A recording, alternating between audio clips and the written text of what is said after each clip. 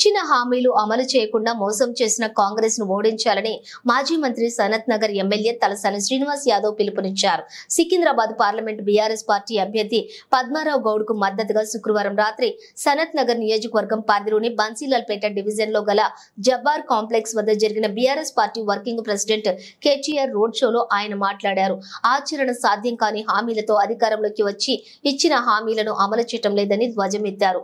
6 గ్యారెంటీలలో 5 హామీలను అమలు చేశామని ముఖ్యమంత్రి రేవంత్ రెడ్డి తప్పుడు ప్రచారం చేస్తున్నారని అన్నారు. తెలంగాణ రాష్ట్రం ఏర్పడిన తర్వాత 50 సంవత్సరాలలో జరగని అభివృద్ధిని బీఆర్ఎస్ ప్రభుత్వ హయాంలో ముఖ్యమంత్రిగా కేసీఆర్ నాయకత్వంలోనే జరిగిందని తెలిపారు. ప్రజలు ఎలాంటి సమస్యలు లేకుండా సంతోషంగా ఉండాలనే లక్ష్యంతో తాము పనిచేశామని అన్నారు. సికింద్రాబాద్ నుండి ఎంపీగా గెలిచి కేంద్ర మంత్రిగా ఉన్న కిషన్ రెడ్డి తనను గెలిపించిన ప్రజలకు ఏం చేశారో చెప్పగలరా అని ప్రశ్నించారు. జై శ్రీరామ్ అంటేనే హిందూ అవుతారా అని ప్రశ్నించారు. సనత్ నగర్ నియోజకవర్గం పరిధిలోని తాను నిర్మించినన్ని దేవాలయాలు ఎవరూ నిర్మించలేదని చెప్పారు. ఏ ఆపద వచ్చినా ఎలాంటి సమయంలోనైనా అండగా ఉంటూ వచ్చామని గుర్తు చేశారు. నిత్యం ప్రజలకు అందుబాటులో ఉంటూ ప్రజా సమస్యల పరిష్కారం కోసం పనిచేసే పద్మారావు గౌడ్ ను భారీ మెజారిటీతో గెలిపించాలని కోరారు.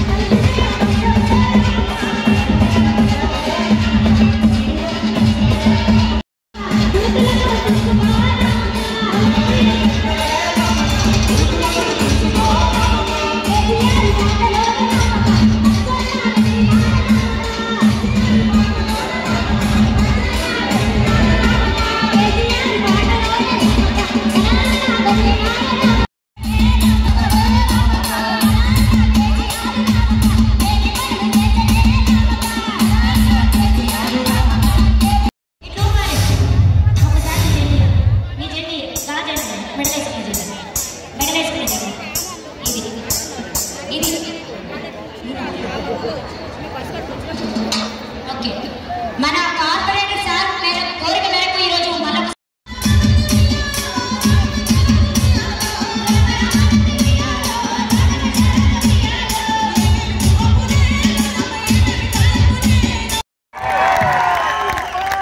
ఇక వాళ్ళు ఇక్కడ నుంచి మరి పారిపోవలసిన పరిస్థితి వస్తుంది.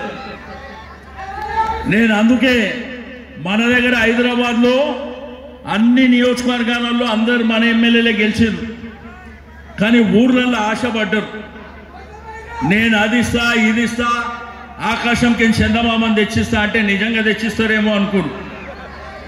కానీ చందమామని కాదు చుక్కలు చూపిస్తున్నారు. ఇప్పుడు వచ్చి వీళ్ళ కర్మానికి వీళ్ళ దరిద్రానికి కూడా ఎండలు కూడా ఇంట్లోకి బయటికి వెళ్ళే పరిస్థితి లేదు. మన కేసీఆర్ సార్ ఉంటేనేమో వర్షాల మీద వర్షాలు వచ్చినాయి. ఇప్పుడు వర్షాలు కూడా వచ్చే పరిస్థితి లేదు. కాబట్టి మీ అందరికీ నేను కోరుకునేది ఒకటే, పద్మారావు గారు గెలిస్తే వీళ్ళకు బుద్ధి వస్తుంది, కాంగ్రెస్ వాళ్ళకు బుద్ధి వస్తుంది, బీజేపీ వాళ్ళకు బుద్ధి వస్తుంది. రెండోది, ఇచ్చిన హామీలు అమలు చేయనటువంటి కాంగ్రెస్ పార్టీని మనం ఓడగొడితేనే వాళ్ళకు బుద్ధి వస్తుంది, ఒళ్ళు దగ్గర పెట్టుతాయి. కానీ మనమైతే ఉంటాం కదా ఎప్పటికైనా, ఎక్కడి పోయేటోళ్ళం కాదు. కాబట్టి మీ అందరికీ నేను హామీ ఇచ్చేది ఒకటే, మీరందరూ నా మాట నిలబెట్టాలి. పద్మారావు గారిని మంచి మెజారిటీతో గెలిపించవలసినటువంటి అవసరం ఉంది. మొన్న ఇక్కడనే కాంగ్రెస్ పార్టీ నామినేషన్ ఏరికి వచ్చినప్పుడు ముఖ్యమంత్రి గారు చెప్పిండ్రు, కేసీఆర్ గారు పచ్చన్నకు టికెట్ ఇచ్చి రేవంత్ రెడ్డి రాజకీయాలకు రాకముందే కార్పొరేటర్ అయిన కేసీఆర్ గారు తెలంగాణ ఉద్యమం చేపడితే హైదరాబాద్లో ఒకే ఒకడు జెండా పట్టుకున్నాడు పచ్చన్న. 1986లో కార్పొరేటర్ అయిండు, 2002లో కార్పొరేటర్ అయిండు, ఎమ్మెల్యే అయిండు, మంత్రి అయిండు, డిప్యూటీ స్పీకర్ అయిండు. కానీ ఆయన మారడు. ఆయన ఎట్లున్నాడో అట్లనే ఉంటాడు, ఎట్లా ఉన్నాడో అదే పద్ధతిలో ఉంటాడు. ఎందుకంటే కొంతమంది ఏంటంటే రాజకీయాలలో జర్ర పెద్ద కాగానే స్టైల్ మారిపోతుంది, కానీ ఆయన స్టైల్ మారదు. ఇప్పుడు మరి మనకు మన దగ్గర ఉన్న వాళ్ళు కావాలా, మనకు అవసరం లేని వాళ్ళు కావాలా? జై శ్రీరామ్ అంటే మనకు అననికి రాదా? వాళ్ళు కట్టినరా గుళ్ళు. కేసీఆర్ గారు యాదాద్రి గుడి కట్టిండు. మనకిక్కడ మాంకాళి జాతర చేస్తే ఎవరు గుర్తొస్తారు?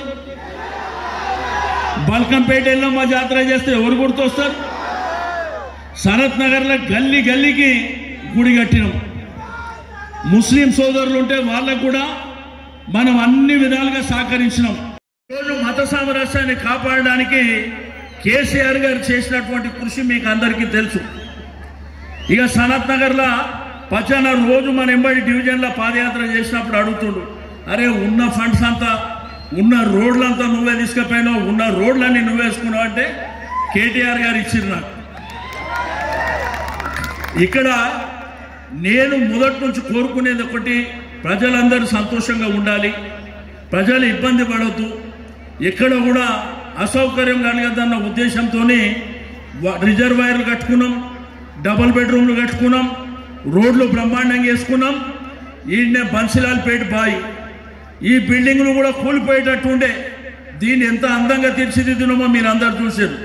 కాబట్టి మీ అందరికీ నేను కోరుకునేది ఒకటే, కారు గుర్తు మీద ఓటేసి పద్మారావు గారిని గెలిపించవలసిందిగా కోరుతా ఉన్నాను. తప్పకుండా చేస్తారు కదా? కారు గుర్తు మీద ఓటేసి పద్మారావు గారిని గెలిపించవలసిందిగా కోరుతూ ఇప్పుడు మన అభ్యర్థి పద్మారావు గారిని 2 నిమిషాలు जोड़ा कसके बोलो जय तेलंगाना. కారు గుర్తుకే పద్మారావు గారి కారు గుర్తుకే. గౌరవనీయులు పెద్దలు నాంపల్లి మన లీడర్షిప్ లేదాడ, ఆడ కూడా ఇవాళ ఒక రోడ్ షో పెట్టినాం. వాళ్ళు ఫోన్లు చేసి చంపుతా ఉన్నారు. గంట నుంచి శ్రీనివాస్ చంపిండు మమ్మల్ని, ఇంకెప్పుడు వస్తారో జనాలంతా పోగలుగుతారు. కానీ మీ అందరికీ పేరు పేరున నమస్కారాలు తెలియజేసుకుంటాను. ఎన్ని గంటలు లేట్ అయినా కానీ ఇళ్ళలో పని అక్కా జనాలంతా కూడా పనులు వదిలేసి ఇక్కడ ఉన్నందుకు ఎక్కడ కూడా ఆయన ఎక్కడ కూడా మేము ఎక్కడ పోమే. సికింద్రాబాద్ పార్లమెంటు స్థానం లోపల దాదాపు 5 ఎమ్మెల్యేలు ఉన్నాం. నమస్కారాలు చేసేది 25% అయింది నాకు, 75% సీను చూపిస్తాం. గల్లీలో సీసీ రోడ్లు వేసి ఎవరిద్దరు పోయి పంచాయతీ కాదే రామారావు ఇచ్చాడు, నాకేదికెళ్ళి మళ్ళీ నీకే ఇచ్చిండని అడిగిన. అంటే చెప్పాల్సింది ఏంటంటే సికింద్రాబాద్లో చిన్న చిన్న లేన్లు, ఒక డబ్బా పెట్టడానికి కూడా స్థలాలు ఉండేవి సికింద్రాబాద్లో. సనత్ నగర్లో పార్కులకే కానీ రోడ్లకే కానీ బ్రహ్మాండమైన స్థలాలు ఉండే.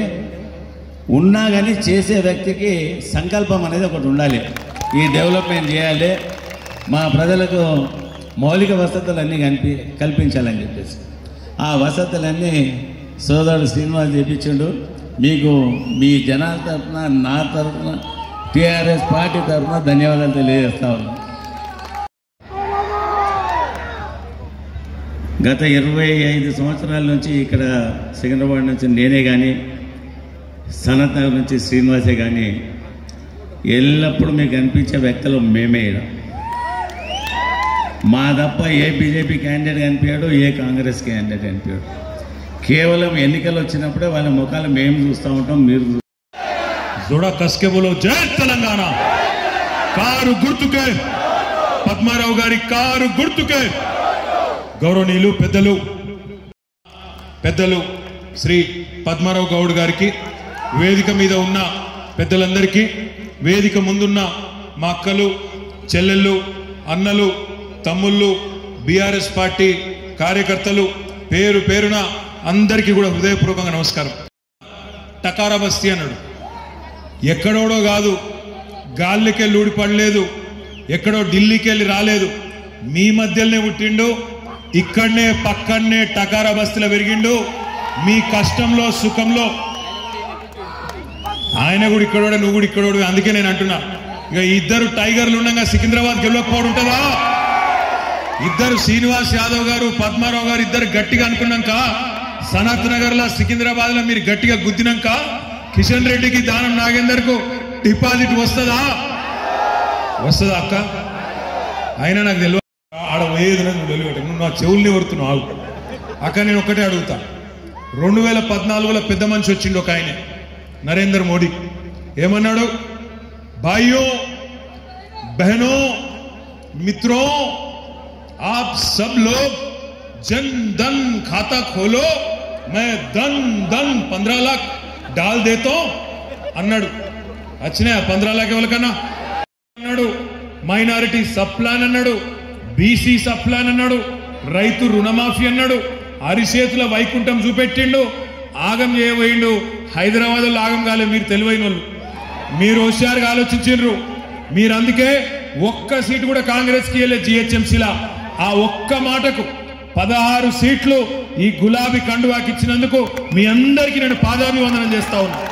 ఎందుకంటే మీరు మోసపోలే, కాంగ్రెస్ వాళ్ళ దొంగ మాటలకు మీరు మోసపోలే. కానీ జిల్లా ఇంకొక కంపెనీ చెన్నైకి పోయింది. ఏమైందా రేవంత్ రెడ్డి? ఏం సంగతి అంటే ఆయన అంటున్నాడు, మీరు చూస్తున్నారు, గట్టిగా ఏమని అన్నావనుకో కత్తిరిస్తా, మెడల పేగులేసుకుంటా అని మాట్లాడుతున్నాడు రేవంత్ రెడ్డి. నాకు తెలియకడుగుతా, ముఖ్యమంత్రి లేకపోతే బోటీ కొట్టాడోడా? ఎవడన్నా మెడల పేగులేసుకుంటా ఆడే ముఖ్యమంత్రి? జేబుల కత్తెర పెట్టుకొని తిరుగుతున్నా అంటుండు. జేబులనట కత్తెర పెట్టుకొని తిరుగుతుండట.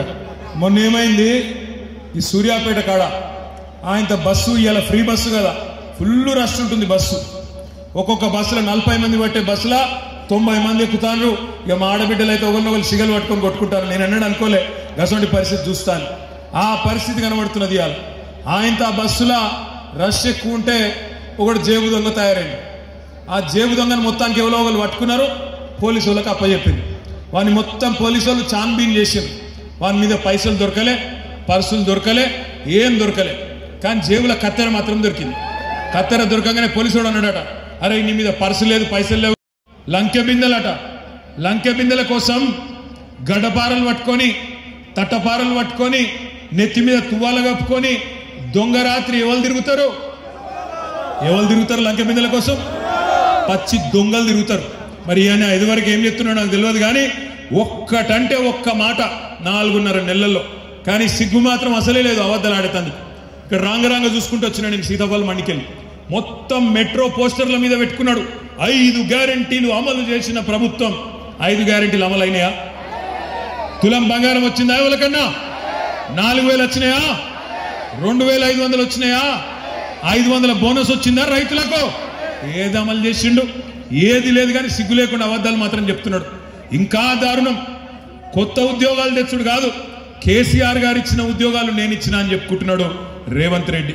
సరే, రేవంత్ రెడ్డి గురించి, కాంగ్రెస్ గురించి నగర్ లో లాభం అయ్యేది బడేబాయ్ బీజేపీకి, బడేబాయ్ నరేంద్ర మోడీకి. మీరు ఒక్క ఓటు కాంగ్రెస్ కేసినా మనకు పడాల్సిన ఓటు అవతల దిక్కుపోతే లాభపడేది బీజేపీ. బీజేపీ మనకు చేసిన మోసం మామూలు మోసం కాదు. 5 ఏళ్ల నుంచున్నాడు కిషన్ రెడ్డి కేంద్ర మంత్రిగా. రూపాయి పని చేసిండా సనత్ నగర్? రూపాయి పని. ఇక మా సీనన్న, మా శ్రీనివాస్ యాదవ్ అన్న మొత్తం రాష్ట్రంలో, హైదరాబాద్లో కాదు, మొత్తం రాష్ట్రంలో మొట్టమొదటి డబుల్ బెడ్రూమ్ ఇల్లు IDH లో కట్టించినోడు శ్రీనివాస్ యాదవ్.